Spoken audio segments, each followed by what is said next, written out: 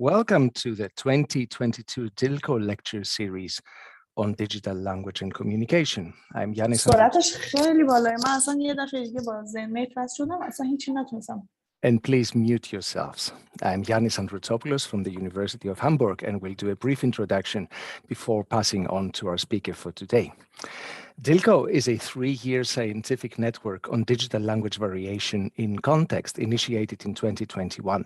It is coordinated by my colleague Heike Zinsmeister, who cannot be here today, and myself at the University of Hamburg, and currently includes scholars from universities in the US, UK, Luxembourg, the Netherlands, and Denmark. DiLCo is generously supported by the University of Hamburg within the Universities of Excellence scheme funded by the German federal government and the federal states.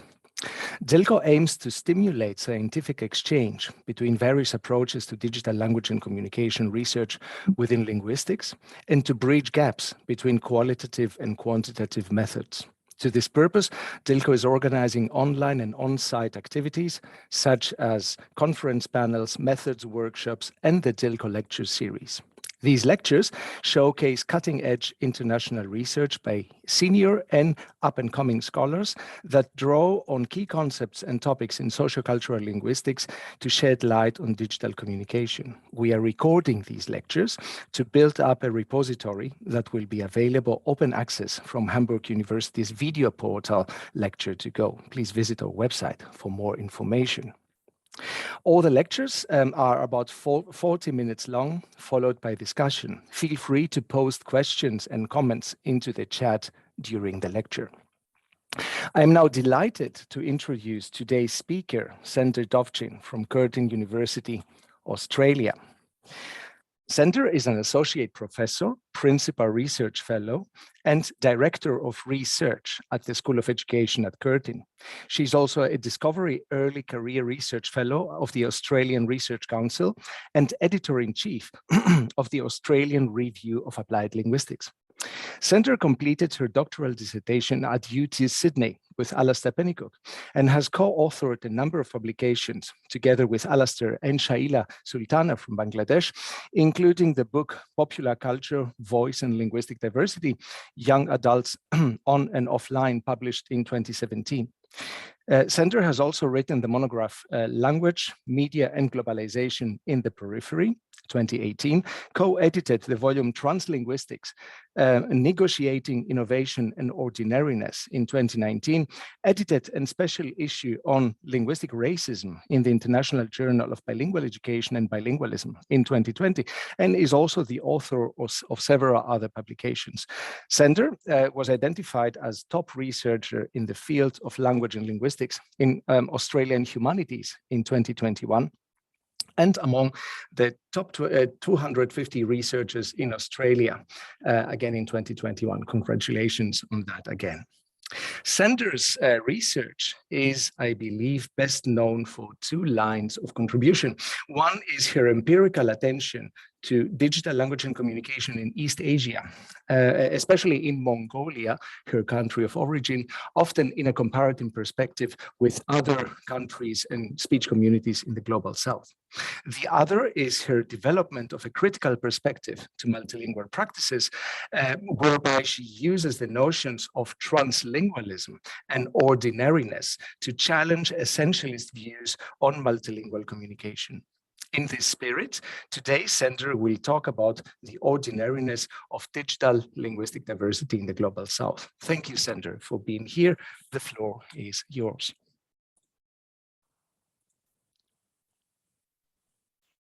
Thank you so much, Yanis, for this very long introduction. Thank you. Hello, everyone. I'm very pleased to be here today. I would like to thank Yanis Androutopoulos and his colleagues for inviting me to this very innovative lecture series. So I'm very humbled to be here today. Thank you very much. And before I start my talk, I would like to acknowledge the sovereign lands of the Wajib Noongar people where I live and work, currently live and work, and I would like to pay my respect to elders past, present, and future. Okay, so today I will talk about my research, the ordinariness of digital linguistic diversity in the global south. So when I talk about the global south, I will be focusing on country Mongolia. So can you all see my slides? Yes. Yeah, okay. Okay, so when we talk about Mongolia, especially the sort of Mongolia is the other side of the world in the global south, and especially when I ask people from global north, what do you know about Mongolia? They have a very romantic imagination about Mongolia. It's mostly portrayed as a very remote and grassy and mountainous land, populated by nomadic herders, nomadic people, or you may also have seen about the golden eagle and hunters. And of course, the nomadic lifestyle, the yurt and the gear. And we, people in the global north, they also know about Genghis Khan a lot, and Genghis Khan and the Great Mongol Empire, which is the largest land empire on horseback. Well, so that's pretty much in the global north when we really talk about Mongolia, the country which is very much in the peripheral context in the global south. Nobody really knows about Mongolia. And then that's pretty much the imagination about Mongolia in the global north. But if you go to modern Mongolia, for example, now the situation is really different. For example, that imaginary idea of pure nomadism seems to be a very largely romantic projection, widely constructed and widely imagined. Especially if you go to the urban context in Mongolia, for example, the capital city of Mongolia, Ulaanbaatar, you will see Western popular music resources, Western rock, pop, hip hop, young rock music, hip hop music. And also you will see not only Western, but also Eastern cultural flows. Young people in Mongolia, they, copy the hairstyle of Korean K-pop stars. BTS is very, very popular. And also they even have their own, the voice of Mongolia. So it's very much urbanized, modernized, and I would say very much also westernized little peripheral context, which is actually geographically located between China and Russia, sandwiched between China and Russia with no ocean and sea. So that's Mongolia, current Mongolia. And also when I talk about all these global cultural flows, I also need to talk about the linguistic diversity in Mongolia. With all these global cultural flows and all these transcultural flows that is happening in Mongolia, we also have a very diverse social linguistic scene, which is very much created by a huge linguistic diversity. We have not only English is very, very popular in Mongolia, but English is also spearheaded by other language like German language. We have a lot of joint Mongolian German high school, universities and institutions. As you can see, German Mongolian Institute for Resources and Technology. And obviously Korean is very popular, not only the K-pop or Korean TV dramas, but also Korean restaurants are everywhere in the linguistic landscape of Mongolia. Ulaanbaatar, the capital city. Russian is still very popular in Mongolia. As you can see here, the Russian restaurant menu, which uses Russian, linguistic resources. Japanese is very popular due to the Japanese humor and other Japanese cultural resources. So the linguistic diversity in Mongolia is very huge, I would say. And Mongolians are very welcome to the idea of welcoming linguistic diversity, because they think that linguistic diversity will bring, the education, prosperity, cosmopolitanism, and so forth. So everybody wants to learn a foreign language. So as a result, they're welcoming the linguistic diversity. So why Mongolia is so linguistically diverse, even though a country very much sandwiched between China and Russia and located in the global south? In order to address that question, I need to tell you a brief history about Mongolia. So until the 13th century, Mongolia was just a loose confederation of rival tribes living in the Central Asia. But then a person called Genghis Khan, he united most of these Mongol tribes and clans, and then he established the country Mongolia. But Mongolia expanded its borders, sweeping through much of Asia, and then Eastern Europe, and the Middle East, and then Genghis Khan created the Great Mongol Empire. So the Great Mongol Empire was up and running until 1691, when the Manchus invaded Mongolia, and then the Qin until the 1911, when until the Qin dynasty in 1911, and then Qin dynasty collapsed in 1911, and then Mongolia wanted to declare its independence from Republic of China, but then China didn't accept the independence, and then Mongolia followed Russia, and in 1921, Mongolia declared its independence against, Qin dynasty, and then Mongolia became a sort of a satellite of the Soviet Union. So Mongolia has been under the heavy Soviet Union sort of, communist rule for 70 years, from 1921 until 1990. With the collapse of the Soviet Union, Mongolia has made a very peaceful transition from a satellite of the Soviet Union to a democratic nation with a free market economy, and so forth. So since 1990, Mongolia has opened its internal and external borders, and it has welcomed, all this linguistic diversity and cultural diversity, and so forth. So now I'll be focusing on the post-socialist Mongolia since 1990 and what is happening there. If you, for example, go, the capital city of Mongolia, Ulaanbaatar, you will witness a huge urban lifestyle there. And here is the queen and the ambassador.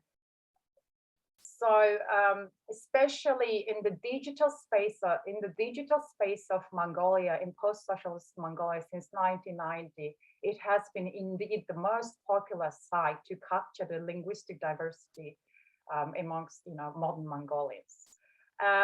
According to Internet World Statistics, almost 83% of the total population use internet, and 83% also use Facebook and social media. So Mongolia has 3 million people, and out of that, almost 2,800,000 they have the internet access, and they are all social media users. So as you can see, because of this social media and internet and modern technology, the linguistic diversity has been evolving as well since 1990. Now, let us have a look at some examples here. I would like to show you this one example. You can see here the picture of the former president of the United States, Barack Obama. So in this original photo, President Obama blocked the face of the Mongolian president, former President Elbegdorj. So during the photo op with the world leaders at the United Nations General Assembly. So as the photograph was about to be snapped, Obama raised his hand to wave, and the photo captured a smiling Obama with his waving hand and completely covering the face of the president of Mongolia, who was standing right next to him. So these photos really create a big stir among social media users in Mongolia. As you can see, there has been a lot of mockeries. There have been a lot of following examples, mocking this picture and the president. You can see here the Mongolian traditional wrestlers. Mongolia is very famous for its wrestling and wrestlers since Genghis Khan time in the 13th century. So these are all traditional Mongolian wrestlers. So they're doing the parody of the Obama, of that picture. But then you can see on the Facebook, it says in Mongolian, "Hashtseng Obama." So "Hashtseng Obama" means, in English, it means the hawk's Obamification. So what does hawk's Obamification means? That hawk means hashtag, that means the restless the restless title, and then Obama means the act of Obamification. So it means that they are doing the Obamification, what Obama did to the president. Now, if you look at another example here, the miners here in a group of miners here standing, and then they are also blocking each other's face with the shovels. And then in the caption, they're saying the art of Obamification in Mongolian, Obama. And this is also around all social, most of the social media users are using this everywhere in Mongolia. Now, I just want to focus on how this, expression Obama is so popular amongst Mongolian social media users. You can see Obama's last name, Obama, and it has been combined with Mongolian suffix da, which means let's, shall we. So together, Obama means shall we do the Obama? And then from that, it evolved into the Obamification. Now, this is only just one example of the social media uses linguistic diversity, how they are playing with the language. But there are thousands, not millions of these examples in the social media context of Mongolia since 1990.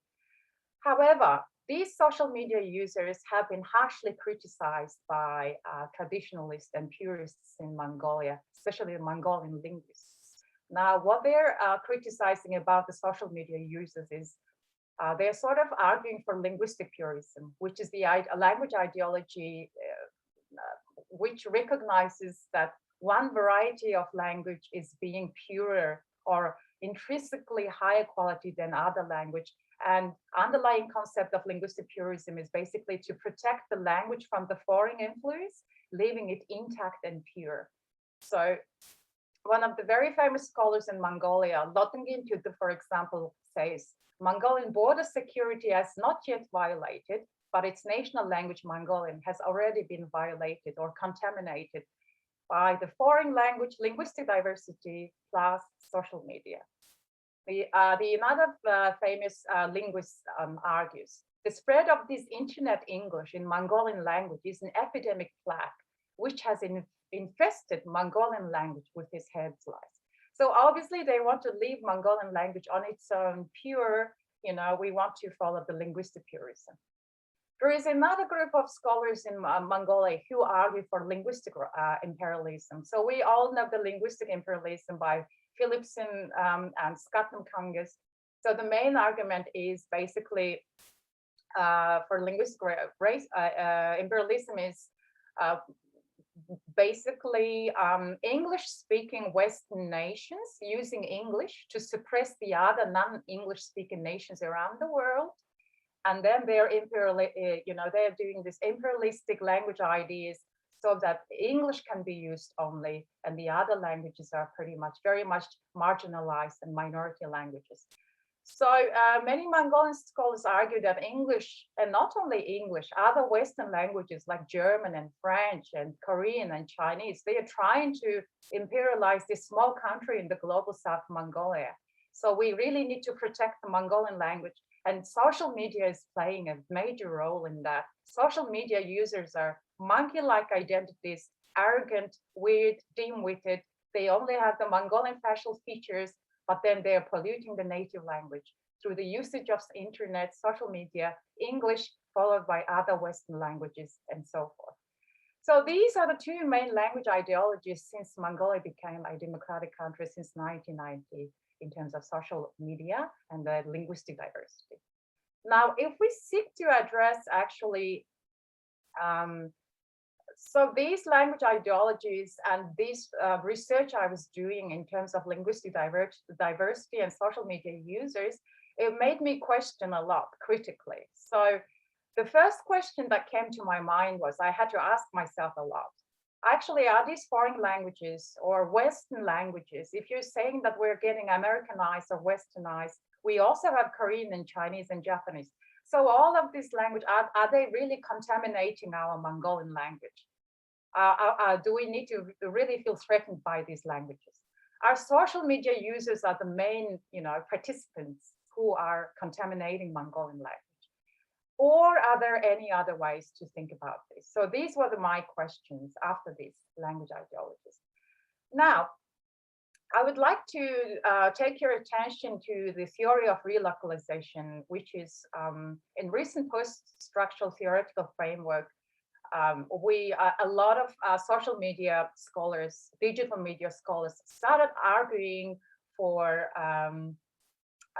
terms such as recontextualization, reappropriation, resemitization, reintellectualization, translocalization. So I just sort of called them all together as relocalization. All right, so this is a very famous term in digital media, especially in the linguistic diversity of digital media.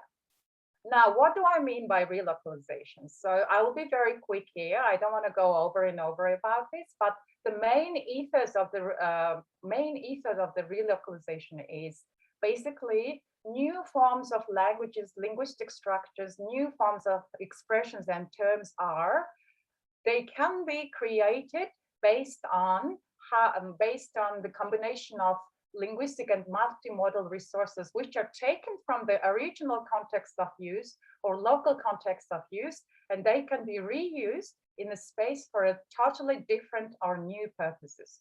So that's basically, to briefly say, the main ether of the relocalization. And social media users they're using all available multimodal linguistic resources to make meaning. They are relocalizing the available resources to make new local linguistic and identity meanings. So that is the conceptual framework of the relocalization.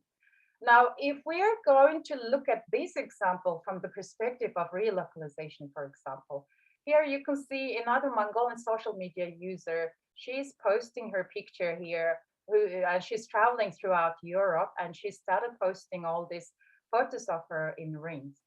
So here says, in English translation, in her Facebook caption says, "When I get emotional all by myself, note that I was truly emotional all by myself with no accompanying photographer." So basically what she's saying here is she's getting very emotional because she's on her own traveling in Europe. And then she started taking her own selfie with her fingers in rings on. So here you can see the expression, if you can see here, imorlo here. So imorlo is actually now a Mongolian word, which has been very, very popular throughout social media users since 1990. Of course, before 1990, there was no word as such imorlo. So this is the combination between English word emotion, short for emotional, and the Mongolian, suffix law. So imorlo means I'm getting very, very, very emotional. So this term imorlo is very much popular across the social media users. It has been created by social media users, but now it's also very popular even beyond social media users. So now it's very much used across every ordinary Mongolians who even don't use social media. They know what is this. They know what they mean by this. Now, so I just talked a little bit about the theory of relocalization, and I talked a little bit about the example of how English word emotion has been, for example, relocalized into the Mongolian social media, digital media space. Now, some of the social linguists started arguing that the sudden multilingual turn in recent urban bi-multilingualism studies has its own irony, because it is not solely the product of modernity, but has been present in earlier periods of history, particularly prior to the advent of nationalism and the nation state. So that's what Stephen May argued. And then Sugiharte went on arguing, multilingualism and translingualism were part of the pre-modernity, pre-colonial activities. And if we review the evolution and history of English from the tribal dialects of Angles, Jutes, and Saxons to its standard through the development of printing, actually, the act of relocalization, the act of relocalizing multiple semiotic resources, linguistic resources, and repertoires, they have always been there, even in our history. So that's what social linguists started arguing. Here you can see an article about Qin dynasty around between 1644-1911, and this author argues that Qin dynasty has always been multilingual. Qin dynasty has always had these multilingual resources. They had Manchu, Mongolian, Chinese, Tibetan, Uyghur language, you name it. So that's what he argued. Now, I would like to show you some examples here in terms of Mongolia. So here you can see the Mongolian Cyrillics. I'm sorry, I'll just drink a water.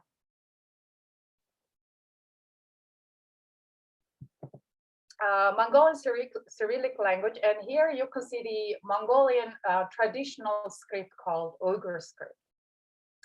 So in 1940, when Mongolia was a socialist country, there was this drastic change because the Soviets, the Russians, they replaced the Mongolian Uyghur script, which was very much, a part of Mongolian traditional writing system since Genghis Khan time. This was replaced with the Russian Cyrillics, which is here.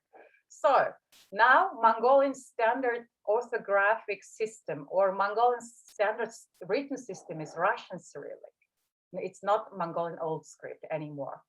Now, when English started spreading around Mongolia since 1990, there was a talk that Mongolian Cyrillic can be replaced with Latin scripts or Roman scripts. And this idea was actually knocked back because people didn't like it. They said, no, our Mongolian Cyrillic has always been as part of our history. It has always been the norm. It's our written language. So think about that. It's very controversial.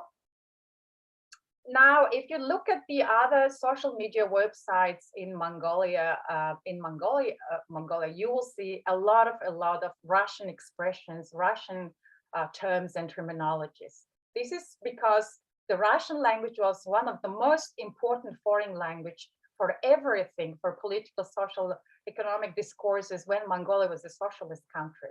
And of course, the Russian movies, cuisines, arts, and literature, they were very popular in Mongolia. Everybody could speak Mongolian as a second or foreign language. So because of that, during the Soviet 70 years time, Russian language has been relocalized into the Mongolian language a lot. Here you can see the word, for example, can you see the word here, kino? So kino is a Russian word, but now it's used as a movie in Mongolian. So everybody uses movie as kino in Mongolia, and they don't even realize they're using Russian. They think it's a Mongolian word. And here you can see Durun Tankching Utmiroche. Durun Tankching means these 4 tankists. They're very popular Polish movie, which was very popular during the Soviet time in Mongolia. So tankist is a Mongolian, tank is a Russian word, but now every Mongolian say tankching in Mongolian. So everybody thinks it's sort of like, Mongolian word. Here you can see another word, kino, again, Russian word kino. Patsang means Mongolian, but then it's, relocalized from Russian, which means patsan, which means a kid, a small kid in Russian. So all these Russian words, there are thousands and thousands. I don't know the count, but Mongolian language has been relocalized a lot by the Russian expression, by the Russian, orthographic system for 70 years. And now all these linguistic purists and scholars, they think that now English is actually really contaminated Mongolian language. Not only Russian, we can also see the examples of Chinese in the Mongolian language. Here you can see another social media website here. Huanli means calendar in Mongolian, but it's actually relocalized from Chinese language, which is Huangli. So Mongolians think Huanli is actually Mongolian word, but in fact, it's been relocalized from Chinese. Here's very popular Mongolian food called hoshor. So Mongolians love eating their hoshor, but hoshor is actually relocalized from Chinese, hua shao. So things like that. We have thousands of relocalized Chinese words and expressions in the Mongolian language. Now, what I'm trying to argue through showing you all these examples is being linguistically diverse is actually neither rare nor exotic, since to many people around the world, it never did. Actually, linguistic diversity is not something we should condemn or deplore, but rather something just to observe and examine with interest like anything else. So that's the part of my first point about the ordinariness of linguistic diversity in social media. Now, I would like to show you other critical sort of theoretical framework in recent digital media, social media studies that I call transperspectives. Some people call post-bi multilingualism and post-structural perspectives. As you can see, there are so many new expressions: transglossia, translanguaging, transidioma, metalingualism, and so polylanguaging, and so forth. And they are all, related to the digital media, language, and diversity. Now, the main ethos of these transperspectives, basically, they are criticizing the the traditional framework of multilingualism and code switching, because they sort of separate language, English, Mongolian, Russian, that's it. And then there's sort of looking at the language, through the counting the language rather than, and they're looking at the static language boundaries. So what transperspective is arguing is that we need to move beyond that, because when we look at the social media users, digital media users, actually it's very fluid, it's very smooth, there is no language boundaries. So we need to understand the fluid movement between and across languages rather than counting the languages. So that's basically the main ethos of these, big transperspectives. However, I'm going to also criticize the transperspectives now, because the main, from my understanding, the main trend in transperspective is they tend to romanticize linguistic diversity, translingual perspectives, translanguaging, especially from the global south. So, for example, when they look at the social media, when they look at the social media examples, when they look at the digital media examples, these transperspective, critical studies start saying, wow, this is linguistically creative. This is linguistically playful. This is linguistically, innovative. So we have a lot of articles and studies coming out, translanguaging creativity, invention, playfulness, and so forth. The other trend is they tend to exoticize the linguistic diversity, especially coming from the global south. They think that people in the global south are exotic people, like Mongolians living in the mountains, and then they are using all these exotic languages, and when you add this linguistic diversity, it becomes even more exotic. So that's the tendency from the transperspectives, in my view. So what I'm trying to argue here is that, by this scholarship is great, it's very critical, it's sort of like unpacking what we are trying to understand in this new era of digital, communication, but then they're trying to exoticize, romanticize all these linguistic practices coming from the global south as creative, as, exotic, playful, and creative. Now let's have a look at another example here. I'll show you. I don't know how much time I've got. So we've got another 8 minutes. Oh my God! Okay. No, a bit more actually, like 10, 11. Sorry, I was late with the introduction. So 12 minutes, 11 minutes you have. Okay. All right. I'll try to be very quick. So here you can see another example of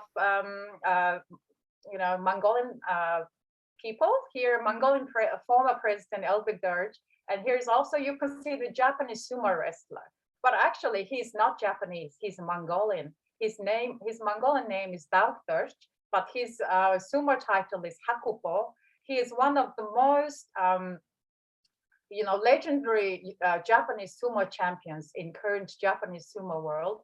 As you know, Mongolians love their wrestling. And then since 1990, when Mongolia became very friendly with Japan, they started sending these young boys to Japan to study Japanese sumo, and they succeeded. Most of the big yokozunas or champions are from Mongolia at the moment. So because of this, popularity of Japanese sumo, Mongolia has started relocalizing a lot of Japanese expressions and terms, and Japanese, connotations, and as a result, I would say Japanese concepts. I'm not going to go through all of that, but if you, for example, see here the word tsupari. So tsupari is kind of a sumo trick where somebody, it's a sumo wrestling trick where an open hand strike is just directed at your face, and then And then, you know, you start basically, you know, slapping the face and then you win. So that's one of the tricks of the sumo. But this trick has been very much popular in Mongolia because of the Japanese, you know, Mongolian sumo wrestlers in Japan. And now you can see the social media users, they started relocalizing all these Japanese sumo related expressions. Tsupari, takamasikuri, hatsu bashio means the first, you know, the first competition of the year and so forth. Now, what I'm trying to argue here is with the arrival of the Japanese sumo since 1990 in Mongolia, Japanese sumo has always been a part of the Mongolian culture. There's nothing exotic about it. There's nothing creative actually about, maybe it's creative linguistic, but there's nothing exotic or there's nothing to celebrate because it has always been a part of Mongolian culture since 1990. So, you know, when I show these examples to the audience in the global north, they get very fascinated by this. You know, they're like, oh my God, Mongolians are using all these Japanese expressions in the Mongolian language and plus the English, you know, and plus Russian. So they, you know, tend to exoticize and make, you know, they say that it's very playful and unique and exotic, you know. So that's the approach in the trans perspective that I have observed so far. And here I just want to show you another example here, the relocalization of Facebook specific terms in Mongolian language. I don't want to go through everything, but you can see, for example, here, posten de Menschen na. So posten de Menschen means, hey, I'm going to mention you in my Facebook post soon. So basically here, Facebook related default languages like doing live or please, you know, sharing, writing a message, Facebook post to do the mention. These Facebook related, you know, linguistic expressions have all, they have all been relocalized into the Mongolian language. Now they are used as part of the Mongolian language. So when we say, hey, let's, you know, let's share something on Facebook, they use it in Mongolian, you know. So actually they don't treat these Facebook related words as English. They actually treat these Facebook specific terms as social media words in Mongolia. Now, all these examples and, you know, theoretical frameworks, you know, leads me to my main points and arguments of today's presentation. So in this age of digital technologies, new digital era, the translingual practices or the trans practices of the linguistic diversity, especially in digital media context, it seems to be a basic practice for digital media users. That's what Androsopoulos argued. And then in terms of Finnish context, Finnish social media online community, Sirpa Lipponen and her colleagues argued that you know, this mixture of English and Finnish, these sports jargons, they are becoming sort of norm, linguistic norm in you know, in Finnish social media context. It's actually the daily linguistic repertoires, and the social media users are very much familiar with what they are using. Actually, the social media scholars actually some of the scholars actually also argued that social media users and the linguistic diversity seems to be quite normal, unremarkable and mundane, ordinary, basic practice every day, and no means a new phenomenon. This makes me to argue, to make my main own point, linguistic diversity then is not something we should celebrate or exoticize or romanticize, but also something to observe and examine with interest like anything else. And I would also like to bring here Alceu Pennycook's argument on the sameness of difference. It's about the same item being different, an understanding of difference as the norm, while sameness as the need of explanation. So language mixing is about sameness, but it's also difference. So that's what he has argued. And I would like to take your attention to Higgins and Cohen's work or argument. we as Homo sapiens are all the same in terms of genetic structure and cognitive potentiality. But then as humans, we don't have anything in common but our differences. So the ordinariness of diversity, or the ordinariness of linguistic diversity, is the given reality of human social action. It does not have to be found, it's just already there. And in terms of this study, I have published a special issue called Ordinariness of Translinguistics with my author, Jerry Won Lee. And we had some authors, and the late Jan Blumier, Li Wei, Zhu Hua, and we had these great scholars. So in this special issue, we argued that every living language always changes. So, but then the change is quite ordinary. The differences are all often apparent in specific times and places, but then it's quite the norm of the language. It's quite ordinary. So, so as Heraclitus, he actually, said, we step and we do not step into the same rivers. We are and we are not. So, I just wanted to say that, but Heraclitus, when he said that, he actually believed that everything was in flux, everything was flowing in some respects, but then we all go into the same river. Now, I would like to finish my presentation by saying that it is not very surprising that the language of Shakespeare plays should markedly be different from the English we use today. Let's be honest, sometimes when we, watch Shakespeare plays or read Shakespeare, we don't really understand some of the expressions he used at that time. 4 centuries later, the English has changed, but it has been relocalized. So is Mongolian language in the global south. It's not surprising that the Mongolian language in the Mongol Empire during the 13th century was different, but then it's still Mongolian now, but it's markedly different from the Mongolian language that used in the Great Mongol Empire. So that's what I want to, that's the end of my presentation. And this is the book me and Jerry, we have published about the innovation and ordinariness. And this is the book about my social media and ideologies that I have explained. And I would like to say that our Curtin University, we're hosting Social Linguistics Symposium 25 in Perth, Curtin University. I will be co-chairing with my colleague Lisa Lame, and the main topic will be the innovation and ordinariness of language. Okay, thank you very much. After you, Yanis. Thank you so much, Sander, for this engaging talk and also for keeping time. This is great.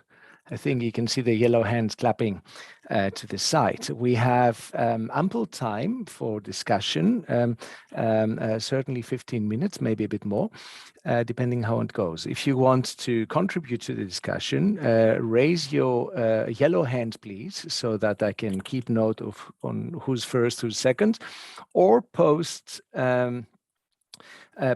your question into the chat, and then we'll take it from there. I already have a question by David, and we'll start with that. Please, you can unmute yourself and show yourself if you wish, but so speak out your question, please. Thank you. Thank you very much. And thank you for a really excellent presentation. I have 2 comments and a question. Comment 1 is that what's extraordinary about your case material is the range of different orthographic systems, and this was never really mentioned, but German, Russian, Chinese, Japanese, Korean, and it's, I think it is quite remarkable that doesn't become an issue in the analysis. So I'll note that and park it.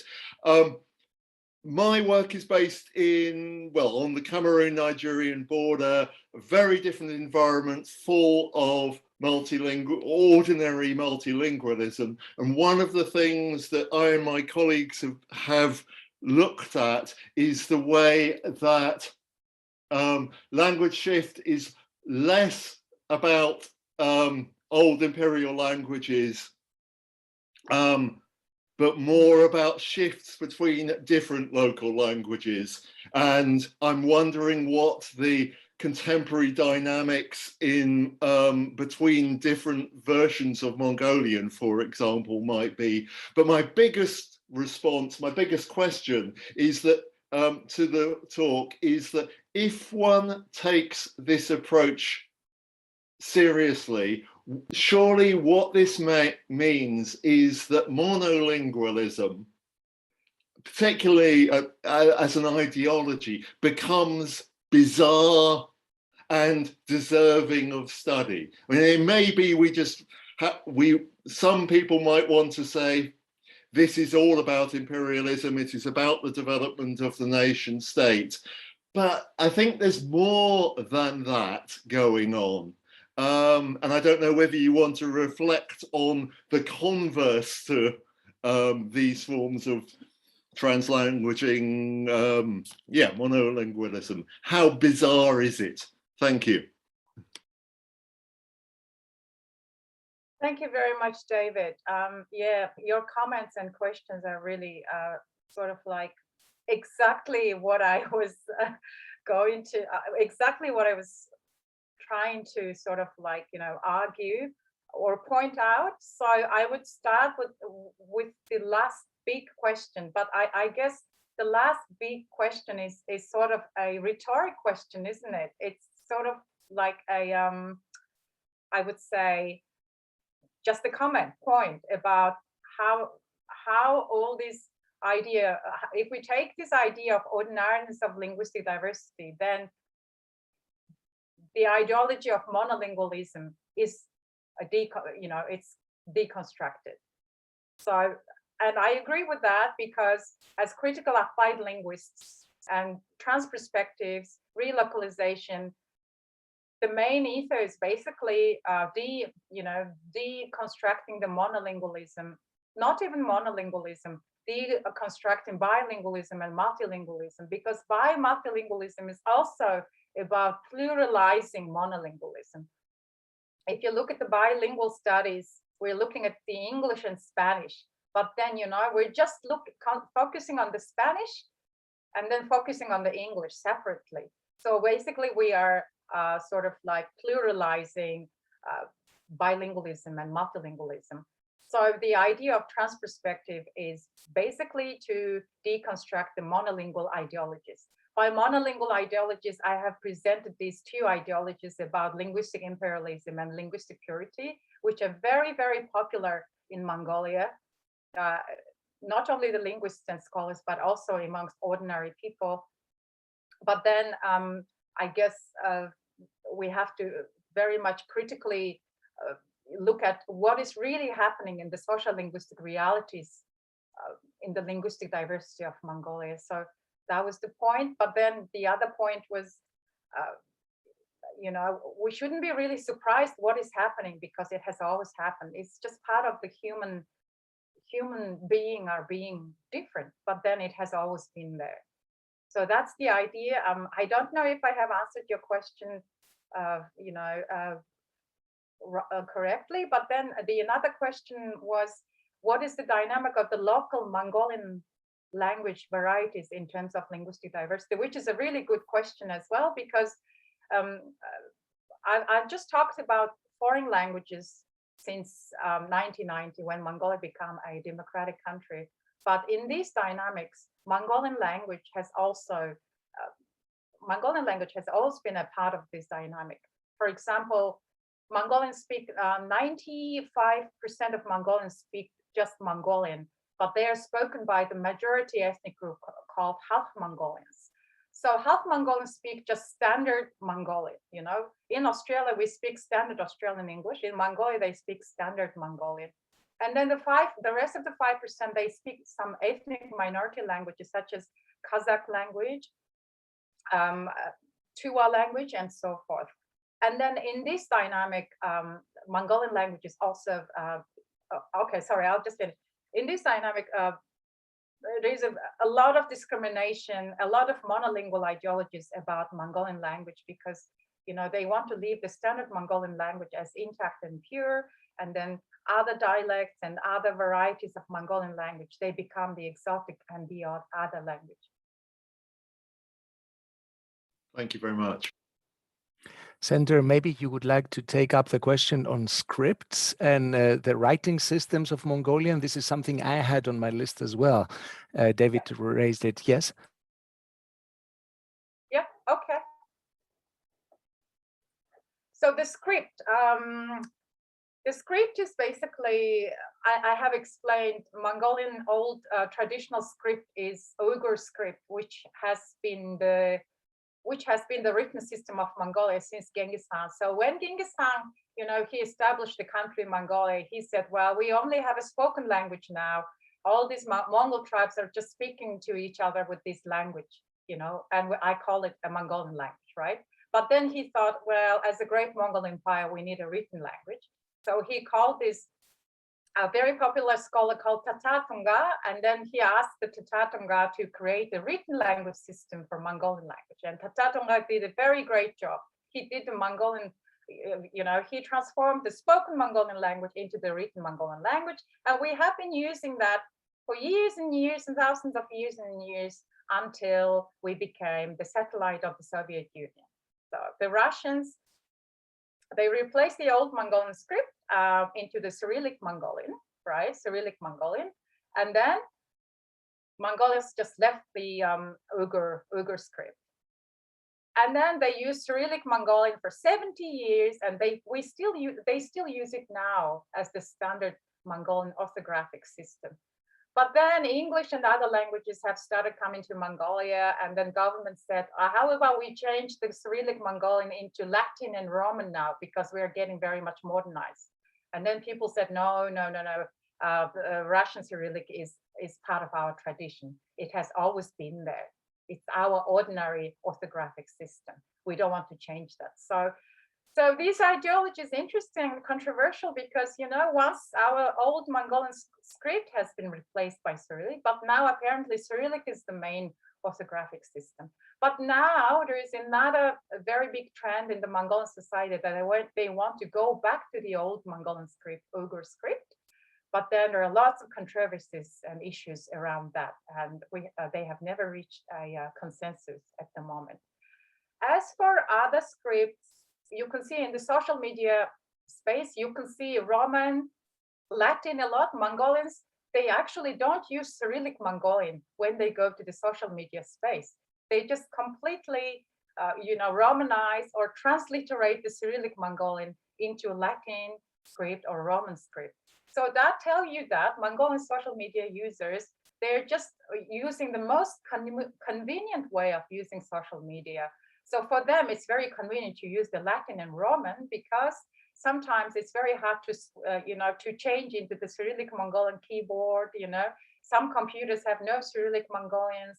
So, and also all these digital media tools and applications, they all have Latin and Roman scripts rather than Cyrillic. So many Mongolians use, orthographic system of Roman and Latin, but they get criticized a lot by contaminating Cyrillic Mongolian linguistic purity and so forth. So it's a very controversial issue. So some Mongolians who are using Cyrillic Mongolian in the social media, they are celebrated as being, you're protecting your Mongolian language and so on. Yeah. So your example with the scripts actually ties in very well with the actual question that I had when I raised my hand. And I was thinking while you were talking that our attention to language boundaries and to expectations of keeping languages apart sort of depends on our domain of action. So I'm very happy to mix and match linguistic features in social media, but when I do a funding application, the research organization will expect me to write a clean German, for example, or a clean English. So I was wondering what do you think is specific about social media environments in terms of ordinary multilingualism or translingualism? Do you see social media environments as spaces where this ordinariness is reflected, or as spaces where this ordinariness of translingualism is brought about in different ways than in society at large? What is your view on that? Yeah, well, Well, social media is basically for many Mongols, or most of the Mongols, it's just this everyday sort of practice that they do, and they don't take it seriously, right? They just, you know, when they in the classroom, they're also looking. Our students are looking at their phone, chatting with each other, messaging with each other. They're just Facebooking, and then they are also looking at the classroom, the teacher, what she's talking about. So for them, it's a very ordinary, basic, everyday practice. They're not doing something really institutional, or they're not doing something very formal. And they know that. For them, it's just ordinary part of their everyday lives, you know. And also, social media users, they're sort of reflecting their offline lives as well. So in the offline, in the informal settings, in the conversations, they can also talk like that. But then they also reflecting their real talk in social media space. So online, offline space is actually, the boundary is very much fluid as well, in my opinion. Yes, so, but then I'm not saying that, saying that all these social media users in Mongolia, for example, when they start going to university lecture, or when they start going to the job interviews, they start doing that because they're very conscious of what they're doing, because they know that it's going to be criticized. They know that it's going to be, you know, it's going to be a problem. And then they totally change consciously to another mode, you know? So even though it's kind of ordinary, even though it's kind of basic for them, but they are also socially conscious and aware. Okay, thank you for this. Thank you for this. I have another question by Alexandra, please. Hi, Sander. Always a pleasure. Thanks so much. Nice to see you here. So much. Lovely to see you in this medium. Really thought-provoking, and I'm kind of thinking the good old structure versus agency dilemma and tension that we linguists, right, are faced with as well. So I've been thinking about hegemonies here and the direction of power. For instance, maybe I'm not the only one who sees in terms such as relocalization some kind of a lurking metaphor, right? A tacit epistemological assumption that actually globalization means English. After all, social media were developed in a version of English, and relocalization means a kind of a almost unidirectional adaptation of sorts, however creative. So I'm just thinking through what it means for us to begin to view the phenomena that you've talked to us about as ordinary and unremarkable, what it means about perhaps us at the same time kind of calibrating this balance between not losing sight of power dynamics, ideologies, normativities, indeed the evolution of social media and platform directives about, you know, what languages we should be using and how. So I just wanted to hear your thoughts on that.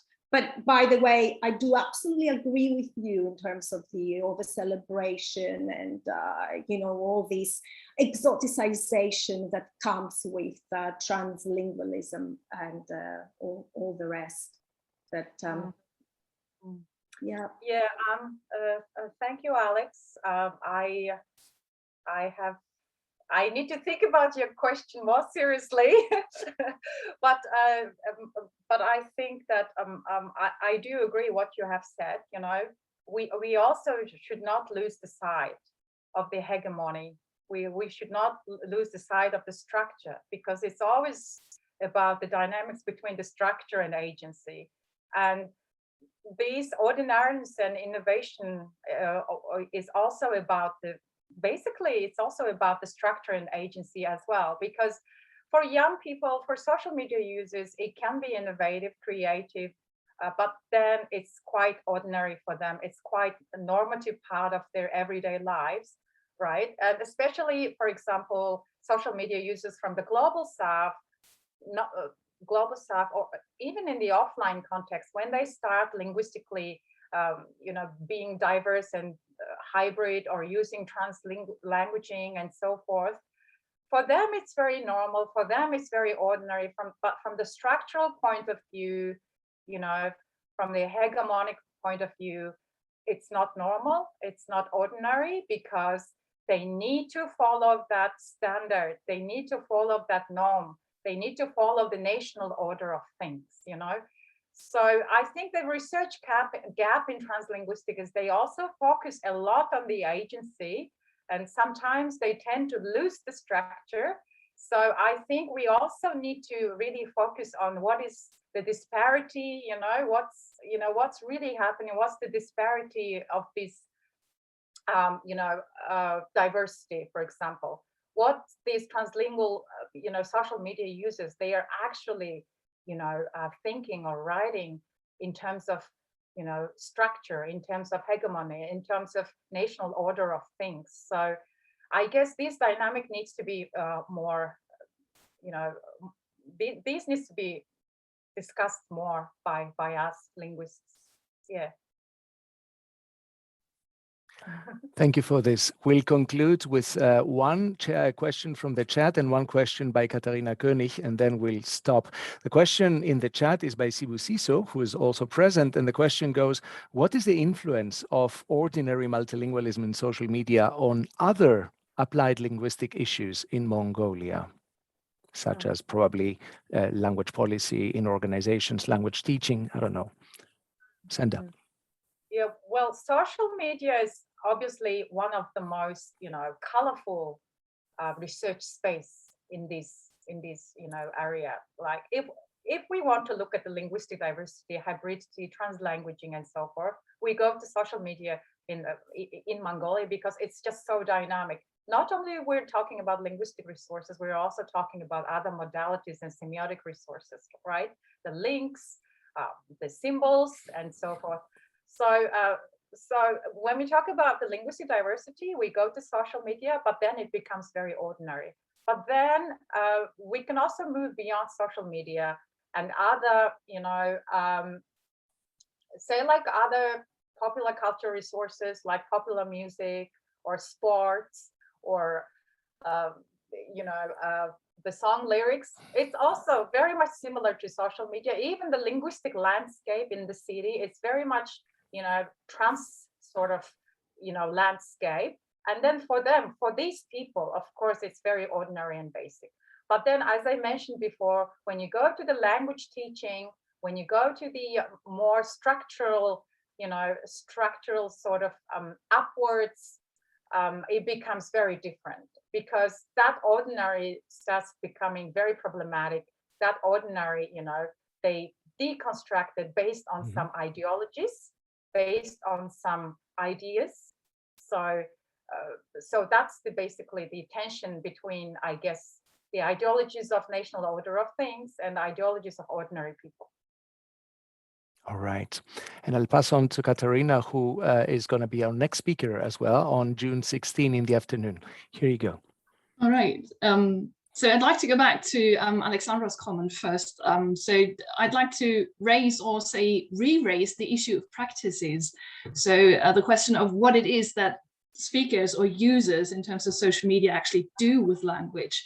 In a way, I'd say it goes back to traditional code switching research by say Gumpertz and the like, Peter Auer, and I think we might need to show how differences are used as a practice, or how we have a semiotics that's actually built on language differences. So sometimes speakers or users treat languages as something that's different because they use it in their repertoires to do A or to B. So the action or the practice side could actually be quite interesting.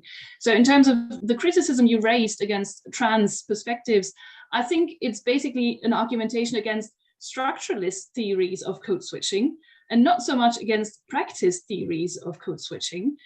So it could be interesting to revisit your data in terms of what is it that these users do when they merge or when they relocalize.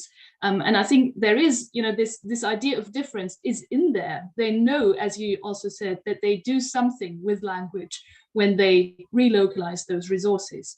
So maybe it fit in my head, like going back to the start right now. So going back to square one, back to where the code switching as a practice idea actually lived.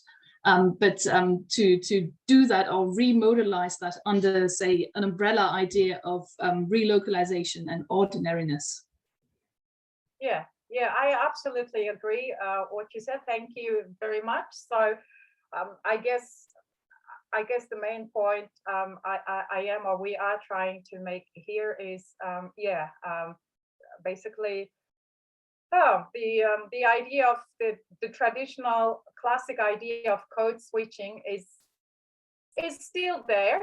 We're not against that, but it's just the main flaw is basically it's always trying to count the language one by one and differentiate the language, which is very common everywhere, but then we're trying to move a little bit beyond that by trying to integrate all of these other resources, and sometimes the speakers themselves, they don't even realize that they're code switching. Well, I wouldn't say code switching, they're translanguaging, because it has already been the part of the Mongolian language or relocalized language.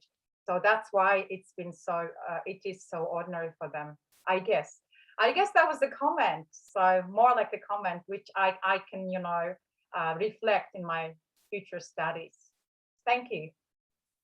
Thank you, Sander, for your engaging talk, provoking so many comments and questions. Thank you to the audience for sticking around. We're coming to a close for today, and I hope we'll see you around at the next DiLCo lecture on June 16 in the afternoon.